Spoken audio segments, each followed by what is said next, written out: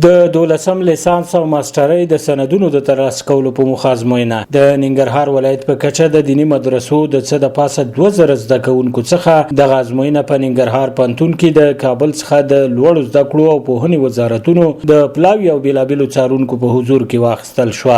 دوه هیئتان د پوهنې وزارت رئیس په مشرۍ کې او بل د پوهنې د لوړ زده کړو عالی تحصیلاتو د وزارت مشرۍ کې بل هیئت راغلی دی. هغوی د دلته انتظامات کړي دي او دلته د ولایت په سطح باندې 80 تنه نگرانان او مراقبت کوونکي نظارت کوونکي مقرر شوي دي د تعلیم او تربیې ریاست او د پوهنتون د ریاست په شریک تفاهم باندې 2015 پر طالبانو په امتحان کې شریک.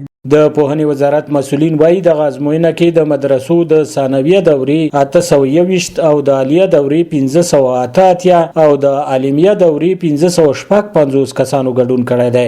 د دوی په خبره د ازموینه نه یوازې په دې ولایت بلکې په ټول هیواد کې د دینی مدرسو د ذکر شوو دورو له زده کوونکو څخه اخیستل کیږي.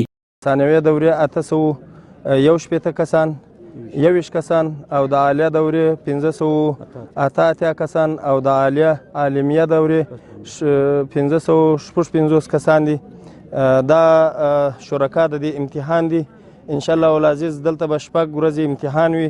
نن اولنۍ ورځ ده، د پنځشنبې په ورځ به دا اخري نهایی کیږي. د لوړو زده کړو وزارت مسؤلین وایي د دغه ازموینې وروسته به بریالیو کسانو ته د 12م لیسانس او ماسترۍ په کچه دولتي سندونه ورکړي. چې کوم د ثانویه والا دي دوله بعد 12م سند ورکول کیږي، چې کوم د مکتبونو 12م سند دی دا به دغه برابر وي، او کوم چې عالیه ده هغه ته به 14م سند ورکول کیږي او 14م 14م یعنی لیسانس سند هغه ته ورکول کیږي، او چې کوم د عالمي والا دی ته به د ماسترۍ سند ورکول کیږي. البته هغه به خپل شروط لري، مختصر غو شروط چې وسلی لیکل دي او رساله لیکل دي نو هغه ته به د ماسترۍ سند ملاويږي. د ازموینې ګډونوال خوښ دي چې د دولتي سندونو د ورکړې په موخه ترې ازموینه اخیستل کیږي، خو په شفافیت ټینګار کوي.